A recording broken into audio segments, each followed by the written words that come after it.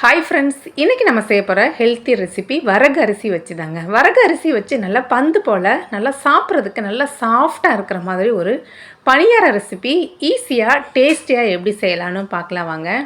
இதுக்கு நான் 2 டம்ளர் அளவுக்கு வரகு அரிசி எடுத்திருக்கேன். நான் எடுத்திருக்க வரகு அரிசி பார்த்திங்கன்னா தீட்டாத வரகு அரிசி தாங்க. அதே டம்ளர்லேயே ஒரு அரை டம்ளர் அளவுக்கு பச்சரிசி எடுத்துக்கலாம். இது நல்லா தண்ணி விட்டு ஒரு 4லேருந்து 5 டைம் நல்லா தண்ணி கிளியராக வர அளவுக்கு வாஷ் பண்ணி எடுத்துக்கலாங்க. இது தீட்டாத அரிசிங்கிறதுனால டஸ்ட்டு கொஞ்சம் அதிகமாகவே இருக்கும். பாருங்கள், இந்த தண்ணி நமக்கு நல்லா கிளியராக வரணும். இந்த அளவுக்கு வாஷ் பண்ணிவிட்டு இதுக்கு தேவையான அளவு தண்ணி சேர்த்து இதை ஒரு 4 to 5 ஹவர்ஸ் இதை நம்ம ஊற வச்சிடலாங்க. இப்போ மெஷர் பண்ண கப்பிலையே அரை டம்ளர் அளவுக்கு உளுந்து, ஒரு 3/4 ஸ்பூன் அளவுக்கு வெந்தயம் சேர்த்துக்கலாங்க. வெந்தயம் கொஞ்சம் அதிகமாகவே சேருங்க, டேஸ்ட் நல்லாயிருக்கும். இதையும் நல்லா வாஷ் பண்ணிவிட்டு ஒரு 4 ஹவர்ஸ் ஊற வச்சிடலாம்.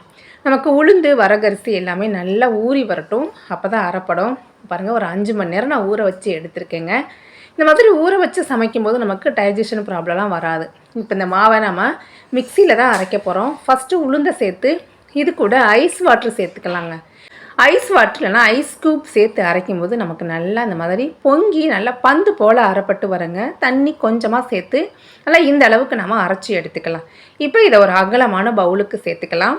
அதே மிக்சிலையே நம்ம ஊற வச்ச வரகு அரிசியையும் சேர்த்து கொஞ்சம் கொரகொரப்பாக இருக்கிற கன்சிஸ்டன்சிக்கு நம்ம அரைச்சி எடுத்துக்கலாங்க. ரொம்ப அப்படியே மைய அரைக்க வேணாம், கொஞ்சம் நரன்னு இருக்கணும்.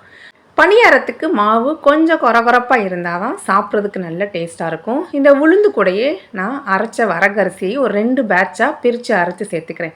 இந்த மாவுக்கு தேவையான அளவு உப்பு சேர்த்து நல்லா கையை வச்சு நல்லா ஒன்று சேர கலந்து விட்டுறலாங்க. அந்த உளுந்து, வரகு எல்லாமே ஒன்று சேர்ந்து வரணும். இதை நல்லா கலந்து விட்டு இதை மூடி வச்சு ஒரு 5லேருந்து 6 மணி நேரம் புளிக்க வச்சிடலாங்க. ஒரு 5 மணி நேரத்துலேயே ஓரளவுக்கு நல்லா இந்த அளவுக்கு மாவு நல்லா புளிச்சு பொங்கி வந்துடும். தேவையான அளவு மாவை எடுத்துகிட்டு நம்ம மீதி மாவை ஃப்ரிட்ஜில் ஒரு 2லேருந்து 3 நாள் வரை ஸ்டோர் பண்ணி வச்சுக்கலாம். இப்போ இந்த மாவை வச்சு நான் இனிப்பு பணியாரம் தாங்க செய்ய போகிறேன். இப்போ ஒரு 3/4 டம்ளர் அளவுக்கு வெல்லம் எடுத்துக்கிறேன். உங்களோட இனிப்பு டேஸ்ட்டுக்கு ஏற்ற மாதிரி கூட குறைய நம்ம அட்ஜஸ்ட் பண்ணி எடுத்துக்கலாம். கொஞ்சமாக தண்ணி சேர்த்துக்கலாம், ரொம்ப அதிகமாக தண்ணி சேர்க்கக்கூடாது. ரொம்ப கம்மியாக தண்ணி சேர்த்து இந்த அளவுக்கு வெல்லத்தை கரைச்சி எடுத்துக்கலாம். தேவையான அளவு மட்டும் மாவு எடுத்துக்கிறேன். இப்போ இந்த வெல்லத்தை இந்த மாதிரி ஒரு வடிகட்டி வச்சு நம்ம ஃபில்ட்ரு பண்ணி எடுத்துக்கலாம். அப்போ தான் தூசு, மண் ஏதாவது இருந்தால் நமக்கு ஃபில்ட்ரு ஆகி வரும். இப்போ இது கூட 4 ஏலக்காயை இந்த மாதிரி தட்டிட்டு சேர்த்துக்கலாம். ஏலக்காய் சேர்க்கும்போது வாசனை நல்லா இருக்குங்க. இதை நல்லா கலந்து விட்டுறலாம். பணியாரத்துக்கு மாவு ரொம்ப தண்ணியாக இருக்கக்கூடாது, அதனால் அரைக்கும்போது கொஞ்சம் தண்ணி கம்மியாகவே சேர்த்து அரைச்சிக்கலாம். இப்போ சூடான பணியாரக்கல்லில் இன்றைக்கி நான் நல்லெண்ணெய் சேர்த்துக்கிறேன். நல்லா சூடு ஆனதுக்கப்புறம் நம்ம எடுத்து வச்சுருக்க மாவை சேர்த்துக்கலாங்க. மாவை சேர்த்து தேவைப்பட்டால் கொஞ்சமாக நெய், நல்லெண்ணெய் எது வேணாலும் சேர்த்துக்கலாங்க. இதை மூடி வச்சு மீடியம் ஃப்ளேமில் வேக வச்சு இந்த மாதிரி 2 சைடும் திருப்பி விட்டு எடுத்தோன்னா இந்த வரகரிசியில் செஞ்ச ஹெல்த்தியான பணியாரம் சூப்பராக ரெடியாகி வந்துடுங்க. இந்த வரகரிசி பணியாரம் கண்டிப்பாக ட்ரை பண்ணி பாருங்கள். நார்மல் பணியாரத்தை விட இதை டேஸ்ட்டு சூப்பராக இருக்குங்க. கண்டிப்பாக சூடாக இருக்கும்போதே சாப்பிடுங்க. சூடு ஆறுனா இந்த மில்லட்ஸில் செய்கிற ரெசிபியெல்லாம் கொஞ்சம் ஹார்டாக இருக்க மாதிரி இருக்கும்.